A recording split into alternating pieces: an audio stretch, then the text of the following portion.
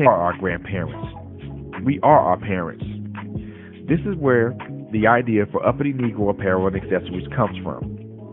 We are the uppity Negroes that defy boundaries, broke chains, climbed mountains, and crossed valleys of hatred, bigotry, illiteracy, and oppression. The statement is simple. The cause is never ending. The sound, loud. Say it with me, Kendrick. I am that uppity Negro.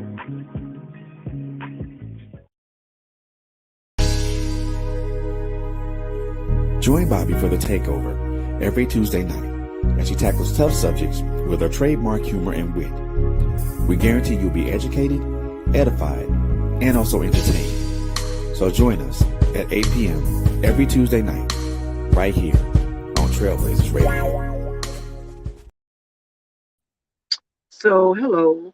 And of course, everything went wrong 3 minutes before the show's supposed to start.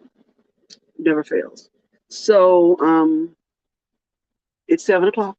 Well, it's 2 minutes after 7. I'm 2 minutes late. And we are here.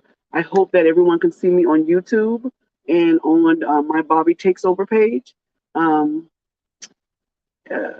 like, share, comment, subscribe to my channel, and then you'll know when I come and do when I'm getting ready to do another show. And the only thing that I have to change is what I really do to change it is that my show starts at 7 instead of 8, because sometimes my show goes almost 3 hours because people don't want to get off. And it's fine, it's okay. I feel like I have just ran a marathon. After I laid back, I said I was going to relax and I was going to get myself ready for the show and I'll be okay. Well, no, none of that happened. None of that happened because 3 minutes before the show, my computer decided it didn't want to bring up. Okay, never mind. Never mind. So we are going to be talking about the monsters that we create. This is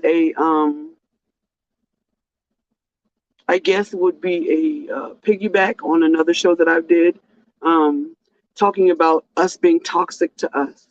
And I find it necessary to do this show because of the posts that I see on TikTok and Facebook. It's just ridiculousness. I don't know why my earrings feel like they're backwards, but I guess all you need to know is that it's Black Girl Magic. I'm trying to be magical today. So first things first, let's get everything out of the way because I don't know why I don't like doing it, but I need to. So we have I have merchandise for Uppity Negro. My book is still available. It's called Ma. Maybe later on the show I'll have time to get it because it's right over there and I can't reach it.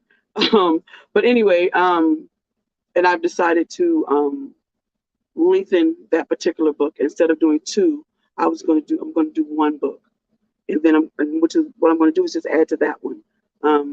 Because it just makes more sense. And that one is so short anyway. Anyway, so I wanted to talk to you about, first of all, these new millennial women and their inability to understand that being alone in your 20s and 30s sounds really good. It does. It sounds great. It sounds empowering. And it sounds brave, I guess, to most folks. But the problem lies in the fact that if you don't die at that age, you're going to continue to get older.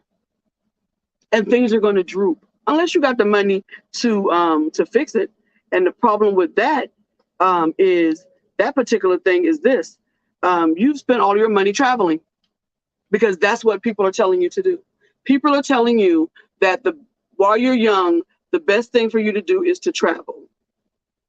Don't worry about getting married. Don't worry about making commitments. Travel, see the world.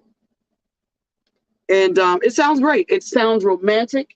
It sounds really good to your ears. And it's great if you have the money to do that. But Most people that I know are just trying to figure out if they were going to be able to eat more than just noodles today. I'm taking a note. I got to take notes to remember everything I want to talk about today, because I'm going to hit on a couple of different subjects and they're probably going to make people very upset and feel like I'm coming from some archaic place in the world. But I believe, and this is my opinion, that this is what I'm going to talk about is how it's supposed to be. Now, you might disagree, and that's fine. And I welcome you to come into the comment section, and we can talk about it. We can debate on it. I see these young women who are being given advice by they're considered older to them, women in their 40s or whatever, I guess, who don't have a man, who don't have children, and who find it necessary to remind us every day that they're happy being alone, and they're satisfied. And then they talk about their worth and how valuable their worth is and all this other stuff. But when I think about things and I've had this show before about diamonds, and things that are rare and expensive, and I've studied the thing about diamonds and the clarity and the color that goes through and all that stuff. But if you feel within yourself that you are so rare and valuable and unattainable, then you are just a showpiece. You are the mannequin in the window. You are what's on display. And I use this with this metaphor with a friend of mine. So you go into Victoria's Secrets or Dillard's or Belk's or some of those other fine show, more, to me, they're just expensive for no reason. But anyway, you go into there and you go up to the counter, and there are things on the counter and therefore display. Everybody has touched them. Everybody has used them, and therefore display. And they're not for sale. And that's what you've done to yourself. You put yourself on display, and you're not for sale. You're not. Nobody wants anything to do with you because you have deemed yourself so valuable and so worth so much that you are unattainable. And the excuse you make is that ain't no man out there that could compete with what you already have. And so now you're alone at 40, 50, 60. And maybe you have one child, maybe you don't have any children.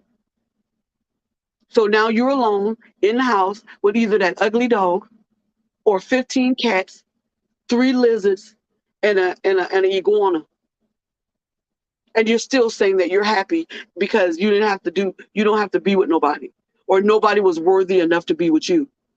Things that are valuable, people want. They don't want to just look at it. They want it. They want to possess that thing. So if you that valuable and you've deemed yourself worthy beyond what anybody can ascertain or even get to, if you're that person, if you're that valuable, then why nobody want to be around you? Why nobody don't want you? Why nobody vying for your attention? And this is the thing, people are doing that. There are men out there or a woman out there that is vying for your attention. But in your head, they're not good enough because they're not set up so that you can just walk into your fantasy life. Because that's what a lot of women are saying. He got to have everything click, click, click, click, click, click. He got to have it all together. He can't have no problems. He can't have no issues. He can't have anything that he's going through. He can't. He have to be, or she have to be perfect. And then we go into your closet and you damaged. You done been hurt. You got skeletons that's been rattling in there for the last 3-4 years. But you want the person that you're going to meet to be perfect and already set up. You don't want to go through nothing to get to where you want to get to. And then if you do that, what value do you have for that person? What is that person doing for you? Except just letting you walk into, listen, it's never going to happen. You're never going to meet the person that is perfect for you and that's going to tick off there's a couple of boxes that might get missed. I listened to a girl on TikTok. I love her video. She's very funny. And her videos are usually on point. But her video today was her talking to someone on the phone, pretending to talk to somebody on the phone. And she says, oh, I had a great time at the date last night. Everything was wonderful. I enjoyed myself and I want to do it again. But there are a few questions I didn't get to ask last night because, we were all into talking about whatever. So she asked him if he's married. She asked him if he has kids. She asked him, is anybody married to you? Funny, whatever. And then she goes, do you vote? And obviously whoever was on the pretend phone was like, no. And then she says, well, so you don't care about women's rights and climate control, whatever. So obviously I don't know what he said. And then she goes, okay, well then let me go walk my goldfish and I'll call you back later. And then she blocks and deletes the person. What message is that sending people? You gonna give up all whatever he may have to offer, and it may not have worked out, but you wouldn't know because he don't vote. And he don't believe in the issues that you believe in. So instead of getting to know him better and going on another date and trying to teach him where you are because you feel like you've been enlightened, you've reached something of enlightenment, you just decided you're not going to deal with him at all. And he might have been the one. And then again, he may not have been the one, but you don't know. You have no idea if he was the one or not. You have no idea who he is. Because you didn't give him a chance beyond the fact that he missed 2 or 3 things on your list. I'm not understanding.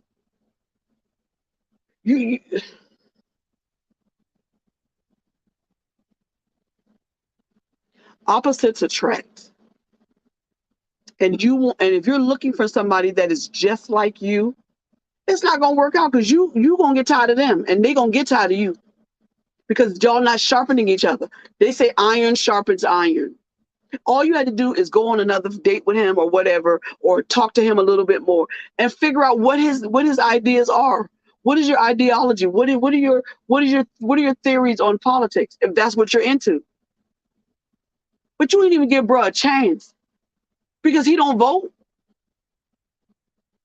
And that is what we're doing. We are meeting people, and if they do 1 or 2 things that might require us doing work, we just drop them off because we're not doing no work because I'm so busy working on myself.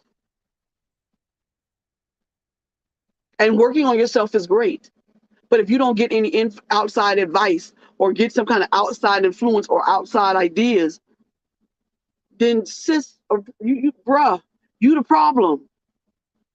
You the reason you ain't got nobody. You the reason nobody want to hang out with you because they don't like you. I've said this before. I know it's harsh, but they don't like you. They don't like you because you have put yourself in such a valuable state. Nobody want to hang out with the display. Nobody want to hang out with the person that is putting out the fact that they want somebody and you put yourself on display. I'm displaying that I want a husband. I'm showing everybody that I got this and that and other. But then the things that you do contradict all of that.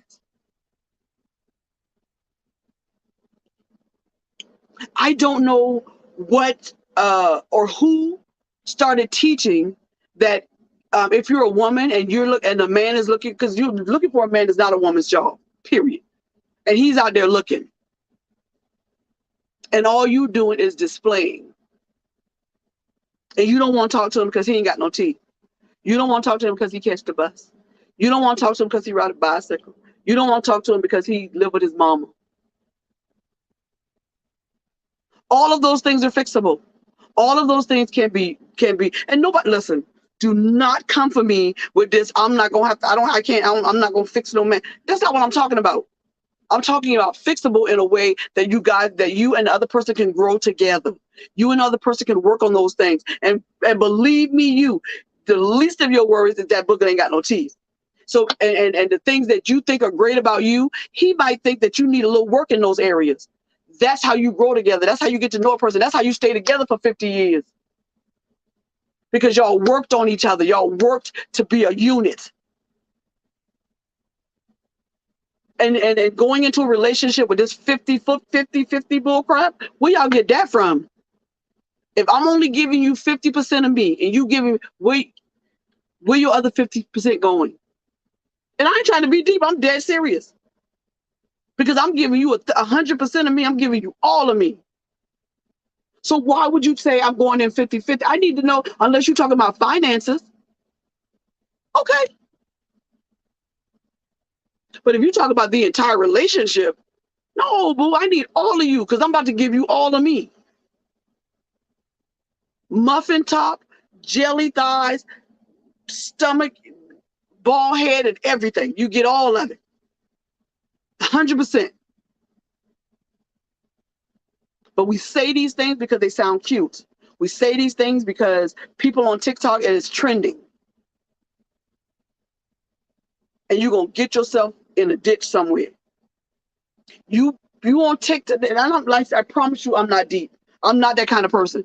But you on TikTok with a spaceship behind you on your little green screen or whatever. And you saying Earth is ghetto and I want to get out of here. Keep on speaking into the atmosphere that you're ready to go. Because the Earth is the only planet habitable for humans. I ain't trying to be deep. I'm telling you the truth. You keep on putting in the atmosphere that you want to get from here. Where in the hell are you going? I just want to know where you're going. Because wherever you go, the problems that you have and the issues that you have is going with you. Where you going? And I know it's supposed to be funny or whatever, but the things that come out your mouth are real and you can't take it back. So now everybody trending, Earth is ghetto and I'm ready to go. The only way you're going to get from here is to have your name called in the Father's. Listen.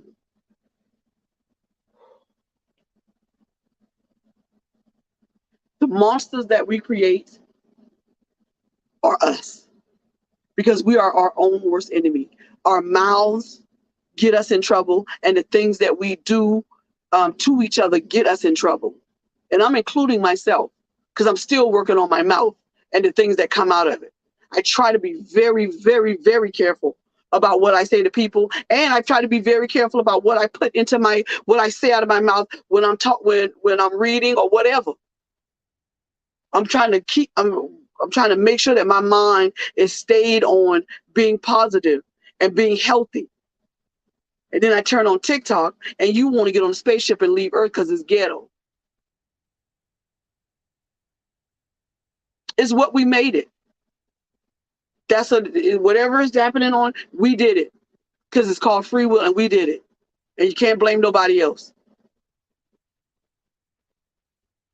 One thing I wanted to talk about very briefly before I get into, and that was just my introduction. Ain't that crazy? One thing I wanted to talk about before I got too deep into 2 Samuel 11 and then 2 Samuel 13, talking about the monsters that we create, is this idea of traveling alone. I know that it sounds brave and romantic.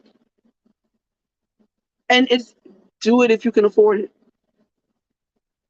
Do what you have to do to have your peace. I'm great with that. But you posting these pictures, talking about you alone and how great it is and all of that, you posting these pictures on Facebook or TikTok or whatever, and we may not know where you are. We may not know that region or the hotel, but I bet you this, somebody on there know where you at. And you putting yourself in danger. And especially some of these women getting on here talking about they alone and showing this and showing. You keep right on. Because somebody who is not out for just to watch you and give you likes is out there watching you. Keep on telling people when you're going out of town and how long you're going to be gone. Keep right on. Because most of the time when people hurt us and they steal and they do, it's somebody you know.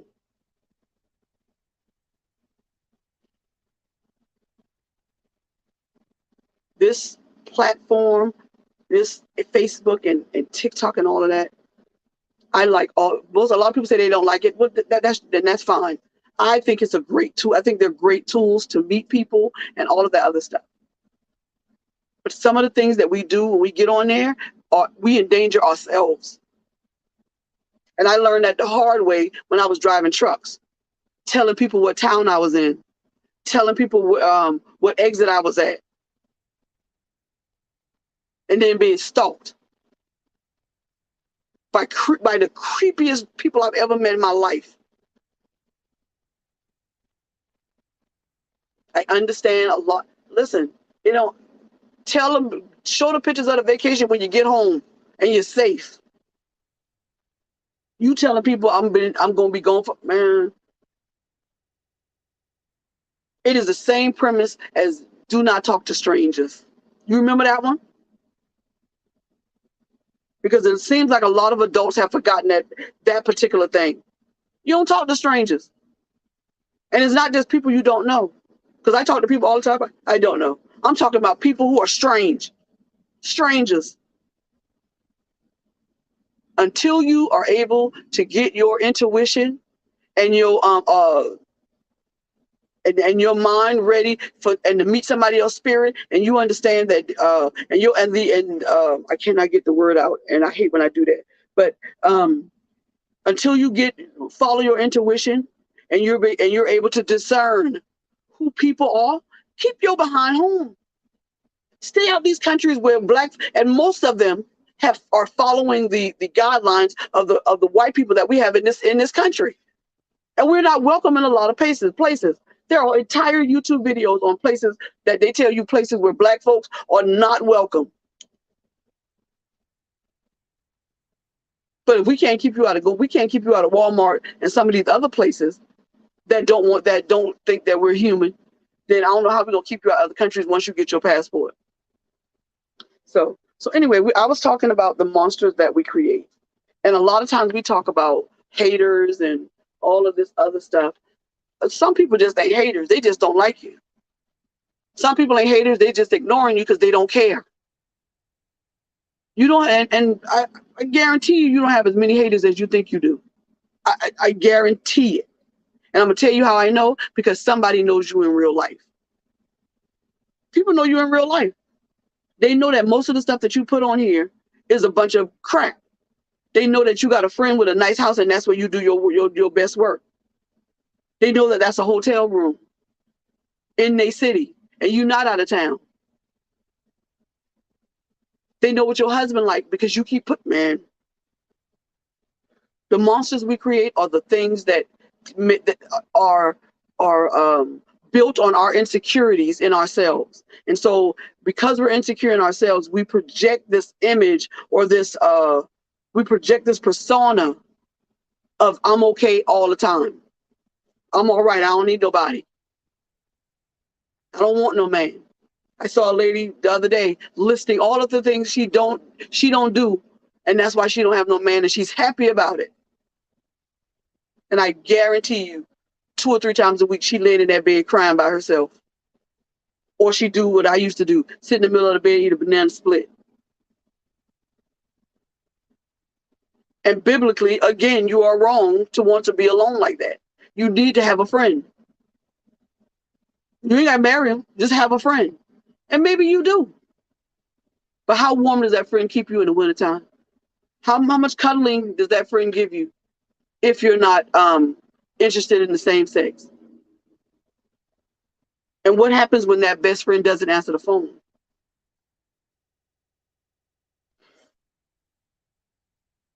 The example that I have is very extreme. And it's extreme because of how I am going to approach this idea. Um, so before I get into David and Tamar and Amnon, his son and daughter, let's talk about the idea of traveling alone and being by yourself.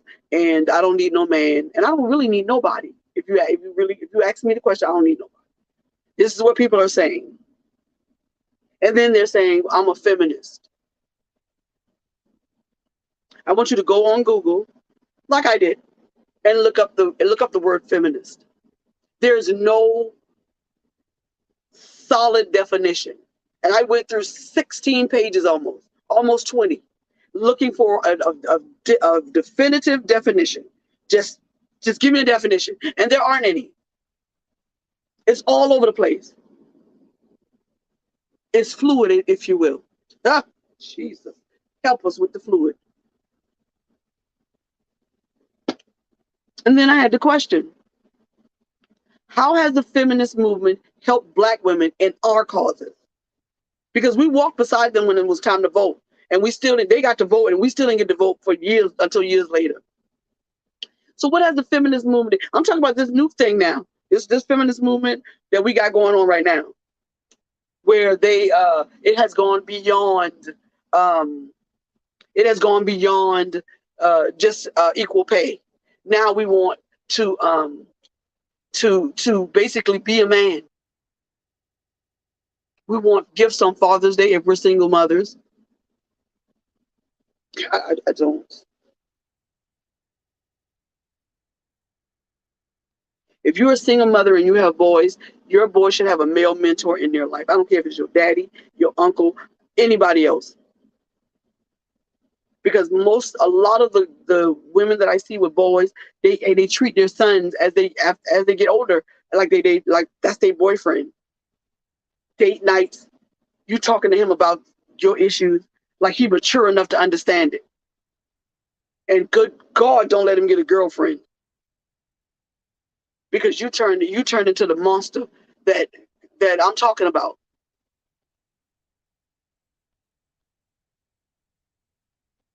How has the feminist movement helped the Black cause? How has it? Because when the Black young lady, I can't never remember her name, and I wasn't going to bring her up obviously because I don't have it in my notes. She started it was started by a Black woman, Me Too movement, and they took that and ran with it, and now that's all screwed up. It's just confusing. It was a set way that she wanted it ran, and once white women got a hold of that, they just added it onto those white woman tears, and it's just a mess. It is a mess. Just like everything else they put their hand on, once they finish dealing with it and just it's a mess. And then we have the LBGT, whatever, how many letters they have under that community. How has that community helped the Black cause? They're using civil rights law to get everything they want, marriage, insurance, all of those things for same sex. But how have they helped in the Black community? I'm serious. Because more Black LGBT, whatever you want to put on the internet, are being assaulted and killed than white ones. So how are they helping the cause? I have nothing against any of these things I'm talking about. I'm just asking the question. How have they advanced us in any way without us doing all the legwork for ourselves? I don't know. I don't know. And these new millennials, these new young ladies jump on that train of I'm not going to do such and such. I'm not going to do any of this stuff. Well, don't do it, because if you don't, somebody will. And you'll be in your 40s and your 50s and your 60s alone, surrounded by all the beautiful things that you have accumulated over the years, alone. Because you don't want to cook. I don't understand. You don't want to. You're not gonna clean up after somebody. This is what you say. But you clean up after that ugly dog. You'll go outside and walk behind that dog and pick up his. But you're not gonna do it. You're not gonna pick up a man's socks. I'm just asking a question.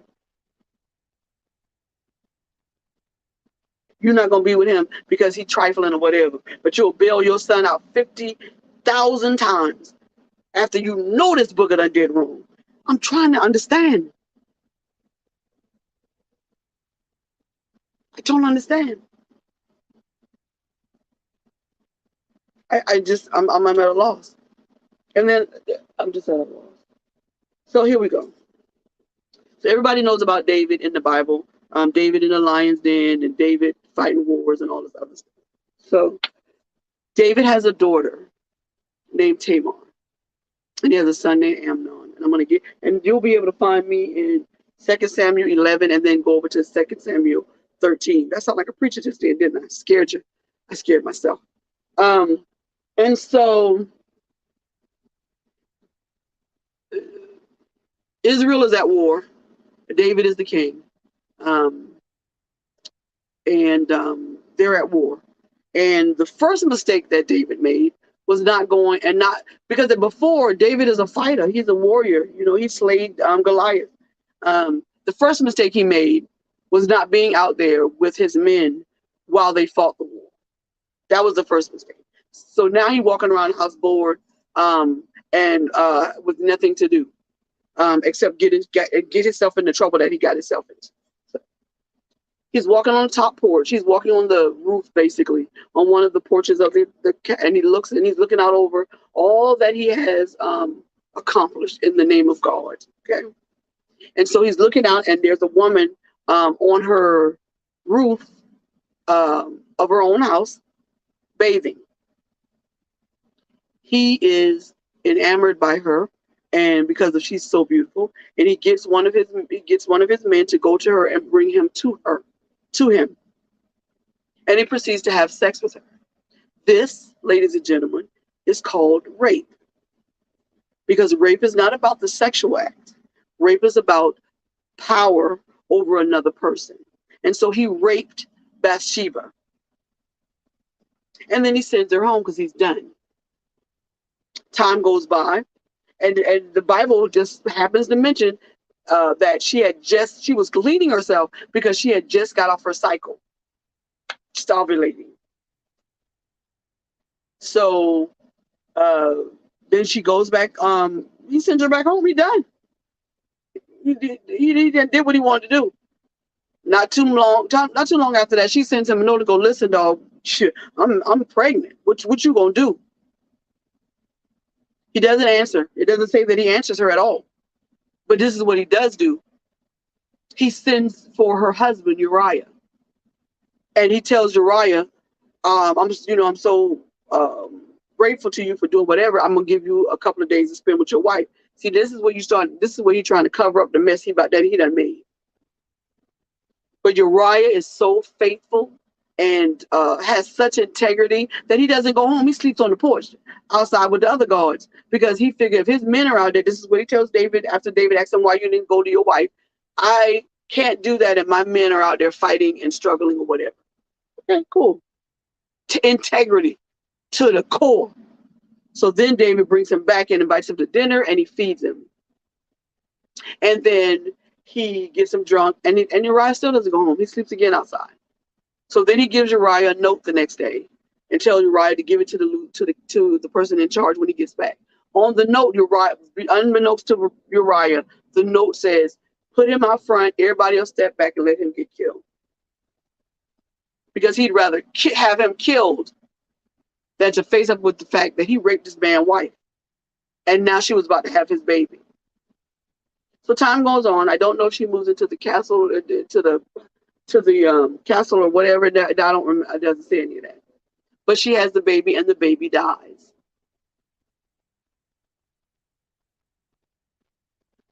And David goes into mourning, deep mourning. He rips his clothes, he's yelling, and he's emotional, and he puts ashes on his head, and he goes into deep mourning. Okay, so skip from that. Go over to the 13th of 2 Samuel. And this is where we're going to meet 3 of David's children and a cousin. So Amnon is one of David's sons by one of his many wives.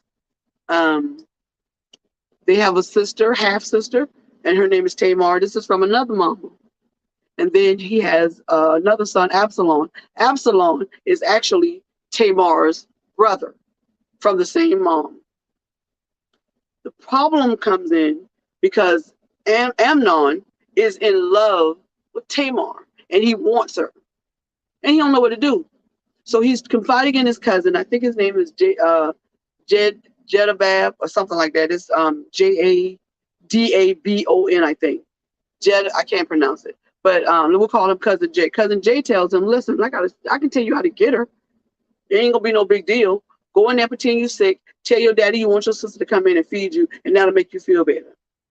So Amnon, in his sick mind, does this, and he does just that. And while she's fixing his food, he rapes her, and she is just devastated. She even says, "Let's tell our daddy what you did, and he'll let me marry you." And he don't even want her no more. In the Bible, it says as much as he loved her in that moment, when he was done with her, he hated her. And he sent her out, and she was just shamed. So she went to go live with her brother Absalom for the rest of her life in shame. David knew because someone told him, and he did nothing to Amnon. You know why? Because he didn't have no foot to stand on, because that was the monster that he created. See what I mean? Some of the things that go awful in our lives are monsters that we create, either by action or by something that comes out of our mouth. Like the white lady that's on TikTok now apologizing for saying that she smelled like a dirty Mexican. She trying to get tears to come out of her eyes, but she couldn't do it to save her life.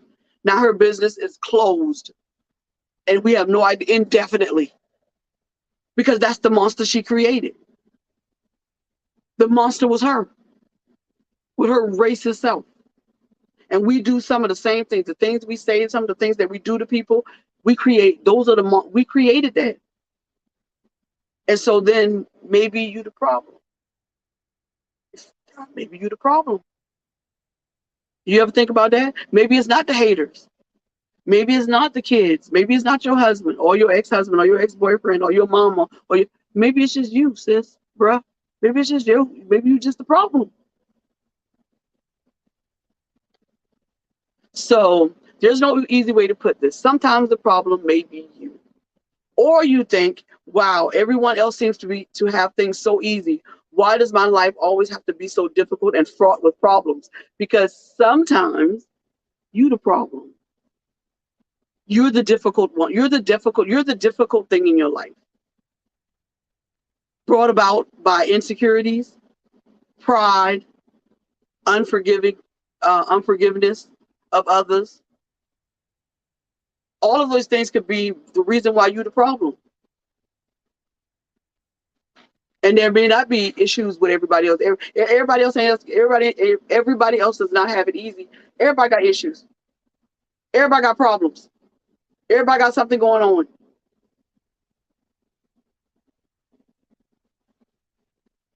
Is the problem you? And if so, what can you do about it? The problem may have something to do with you if every relationship you have seems to end in failure. You have very few friends, or the friendships you do have are very shallow. You have a difficult time interacting with others at work. You have a difficult time interacting with your family. Time and time again, you think to yourself, what is wrong with everyone else? Now, you don't have to have all of these issues. You don't have to have two. You can just have one of these things, and therein lies your problem for your life, and that's what needs to be fixed. These are just a few of the signs that the problem isn't with everyone else. We all feel this way to some extent at one point or another in our lives. But if you feel like this nearly every day, and the problems you have with others seems to be endless, then the problem may be you. It may be you. Everybody can't be wrong and you be right. Not in every situation. So you the problem. And the only person that can fix the problem that is you. And that's it. First thing that you need to do is you need to acknowledge that you have a problem. And the problem is you. You need to go look at yourself in the mirror, cut your phone on, look in your camera, whatever you want to do it. And you need to tell yourself, I am my own problem. I am the problem, and I need to fix it. And then you need to acknowledge what about you is the problem. Is it arrogance? Is it pride? Is it being unwilling to forgive people? Is it conceitedness? Is it insecurity? Is it doubt in yourself? This is probably the most difficult part, having the insight and objectivity to finally realize that perhaps the real problem isn't with everyone else. The problem may be with you, how you're interacting with the world, and how you're perceived by others. Maybe the problem is as simple as the way you communicate with other people. And we're talking about communication in back and forth, communication on one of these platforms, your body language and how you carry yourself and how you are around other people. Because you might be the problem. And the hardest thing about addiction or things that are wrong is admitting that I did it to myself. And so now you have to work on changing you. And the good news is that if the problem is indeed you, then the solution also lies within you. That means you can change the direction your life is taking for the better. But it also means you have to consciously choose to change. That is the same thing with addiction. That's your choice. That's their choice. You can't make nobody do anything. You might maybe throw them in rehab, but you can't make them not do it when they get back out. You can't make people do, but you don't have control over anybody else but yourself.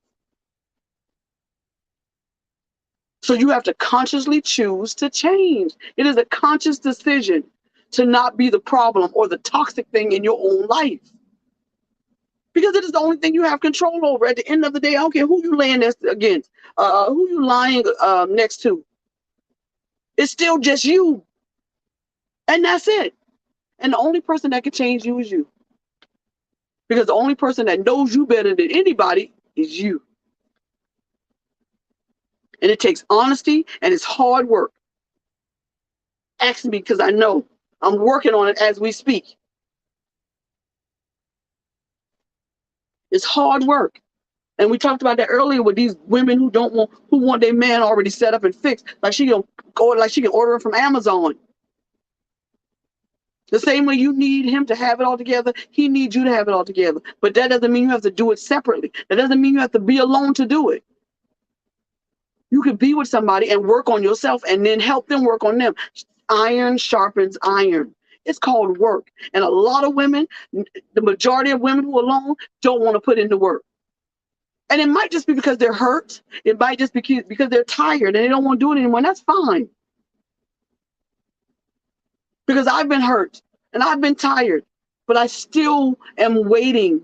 And I just don't understand. All right, let's keep going. Change is scary. Few people undertake it without having deep second thoughts about it. In this sort of situation, change means getting some sort of help for taking a fresh approach on your life.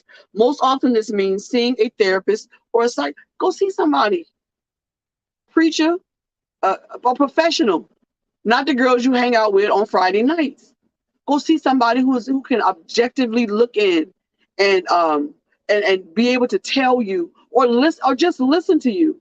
And ask you the right questions, because that's usually what therapists do. They just ask the right questions to direct your mind to go where it already knows it should go. Even if the problem is you can address it. Change won't take the form of some sort of psychiatric medication, although a medicine may help for symptoms related to your underlying concerns. Changes like this only happen when you make a concerted effort to improve. And if doing so on your own isn't making much of a difference, turning to a trained therapist or a mental health professional is the best course of action. Go see somebody. I used to tell my mom all the time when when I had enough of her complaining about my sister or her grandkids, I would tell her, hey, you created that monster. They act like that because I reminded her that they acted that way because she allowed them to. She didn't nip it in the bud from the beginning. Your children yelling and screaming at you. Your children or your husband is cheating on you over and over and over again. That's because there were no consequences. And why would they stop? I say this all the time. We teach people how to treat us. And if they keep failing the lessons we are trying to teach them, then they should not be a priority in your life at all, period. It is disrespectful and hurtful, if you want to be honest, to tell someone what you like and do not like, and they ignore you. I'm sorry, my ears itching. It's allergies. And I hate making that noise that people make. So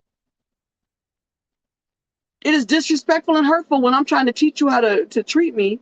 And I'm telling you what I don't like or a way that I want, and you just ignore it. That's not a friend. Because I'm giving you everything. I'm giving you all the tools you need for us to be friends or for us to be in a relationship that's going to be lasting and beneficial to both of us. And if you're ignoring the lesson that I'm trying to teach, we have an issue. Because now now you're no longer a priority or a friend. When friends hurt us, when friends hurt us with what we did with our own issues, we must shoulder some of the burden of that hurt. We can't just take credit for all the good in our lives. Some of the pain is self-inflicted through how we allow others to treat us. Your children yelling and cursing at you is a learned behavior that you allowed. That is the monster you created. Your husband has cheated on you 4 or 5 times. That is the monster that you created. The list is endless, but the solution is simple. Stop them the first time. Simple. Stop them the first time, and they won't do it again. And you got to stop them flat-footed, standing still, and you got to stop them. Not no little whisper. Tell them. And it's hard, especially if you care about that person and you don't want to lose them. But if they cared about you and loved you, they wouldn't want to lose you either. And that's the truth. It sounds easy when you say it, huh? It is not. Giving up or just walking away from those we profess to love is very hard. And so then I read an article by Maria Miguel. She did it in July. It was done July 8th of this year, which was just the other day. And this is a quote from her. Love can be an incredibly hard thing to recognize, but it's even harder thing to know when it's time to walk away from any kind of love. You may have waited for years to be able to find someone that you truly felt that you loved, a good friend, and all of that other stuff. Yet now you feel lost, wondering if it's really the right thing, and you aren't sure if it's time to put it into it or if you're supposed to try to push through it and work through it. It's hard to leave somebody you say you love. It's hard to let go of your children when it's time to just let them go because they're sucking you dry because there's such a burden on you. It's very hard to make that decision. Do you leave and just walk away, or do you stay and push through? One of the ways that you can tell whether you have to leave or stay is when you're feeling as though you lost who you are as a person. When you lost yourself, you've immersed yourself so much in somebody else's life and their pain and their damage and their baggage that you don't know who you are anymore. It might be time for you to walk away.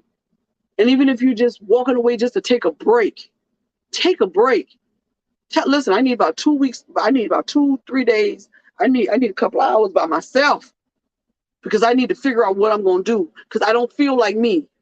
If you wake up one morning and realize that you don't even know who you are and have lost all sense of your own self because you've changed so much to keep the relationship alive, it is a good sign that you should walk away from the relationship. No relationship that you're in should be one-sided. Yeah.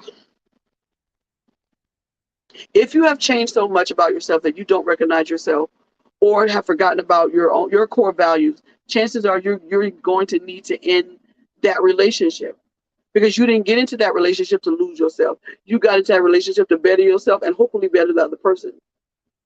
Both people need to be willing to put in the work 100% from both sides. And then there's the other thing, and that's just pray. Talk to the Father. Talk to Jesus. Ask him which way he wants you to go. And I promise you he'll answer. And it may not be the answer you want, but he's going to answer.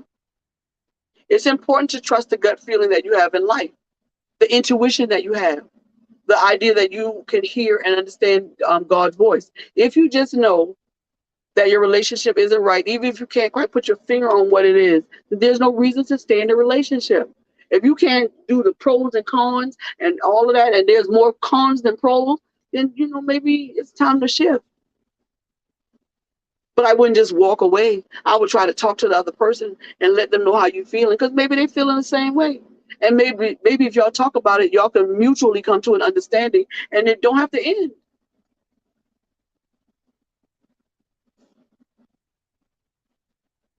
When you're going through the motions but are feeling no happiness at all or love, when you're going to work, coming home, cooking, going to bed, going to work, coming home, cooking, that's not living.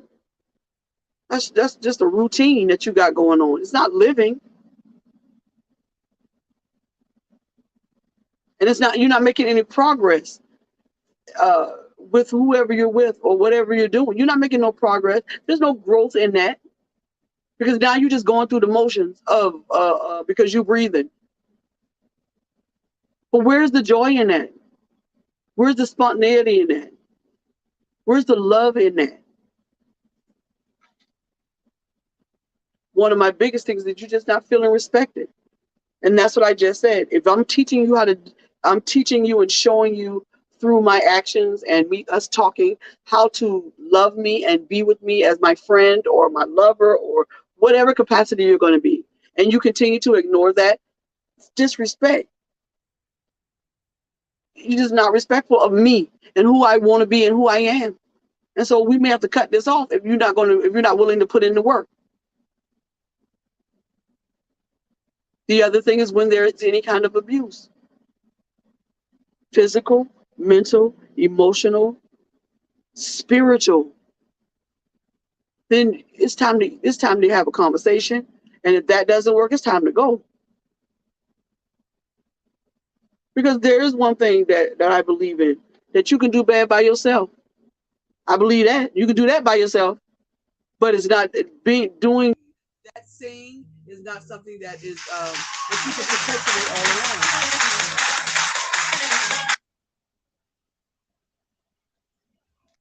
So that we're not going to be on here that long. I don't know if people can't see me or anything. I don't have any comments. I have like one person watching, and so I don't know what's going on. I don't know if people just couldn't get through, or maybe I didn't send. I thought I sent everyone a link, but that's okay. I'm fine with how it's going now. And so any kind of abuse, it's time to go. And when you're feeling your opinion doesn't matter, same thing. Respect. You have to respect other people. You have to respect people. And respect is listening to what I have to say, and heeding to the warnings that I give you about how you're treating me and how things are going. And then there's also mistrust, not trusting the other person. And then if the person is acting different, things are not going how they were, and they're more closed off and more in their own world. And the other thing is, we just talked about, you putting in all the effort, you doing all the work, and they're not doing anything. And so I think it's about an hour. I think that's enough. I don't know what's going on with this, but the people that I thought were coming in are not coming in, and it may just be how I may not have sent out what I needed to send out, and that's okay. But here it is. But if you love someone, but you feel that it's time to move on and walk away from love and the relationship, hopefully the advice in this article has helped you. If you're the problem, own up to it and work on yourself. Fix it, because you're the only one that can. You're the only one that can make the monster that you created within yourself.